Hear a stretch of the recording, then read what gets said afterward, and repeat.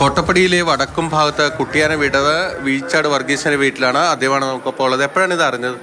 അറിഞ്ഞത് പലർക്ക് നേരം വെളുപ്പിന് അവർ വെച്ചടിച്ചിരുന്നപ്പോൾ അനക്കം കേട്ടോ അവർ നോക്കിയിട്ട് എന്നെ വിളിച്ചത് ഈ വീട്ടിലെ ആൾ.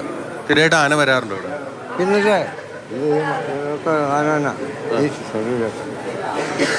വലിയ ശല്യമാണോ ആനയെ കൊണ്ട്? ശല്യമാണ്. ഇവിടെ 2-3 പ്രാവശ്യം വന്ന ആന വാഴ വലിച്ചുകൊണ്ട് പോയി ഞങ്ങളുടെ തെങ്ങും തൈ കളഞ്ഞു. ഇപ്പോൾ 2-3 പ്രാവശ്യം തെങ്ങും തൈ കളയണു. ഞങ്ങളുടെ കുടി മുഴുവൻ ചവിട്ടി നാശാക്കി. അന്നൊക്കെ ഞങ്ങൾ പരാതി പറഞ്ഞിട്ട് ഒരു പ്രയോജനം ഞങ്ങൾക്ക് ഇതുവരെ ഉണ്ടായിട്ടില്ല. ഈ കിണറാണോ ഉപയോഗിക്കുന്നത് നിങ്ങൾ? ഞങ്ങൾ കുടിക്കണ വെള്ളം അത്. ഇപ്പോൾ വനംവകുപ്പ് എന്ന് പറഞ്ഞെന്താ? ഞങ്ങളോട് JCB വന്ന് മണ്ണെടുത്ത് ആന കയറ്റിക്കോട്ടെ എന്ന് ചോദിച്ചു. അപ്പോൾ ഞങ്ങൾ പറഞ്ഞു എൻ്റെ കെട്ടിയവന് ഓർമ്മക്കുറവുണ്ട്. ഇപ്പോൾ തലയ്ക്ക് സ്ട്രോക്കും ഞരമ്പോ എല്ലാം ശോഷിച്ച് പോയായിരുന്നു, ഓർമ്മക്കുറവുണ്ട്.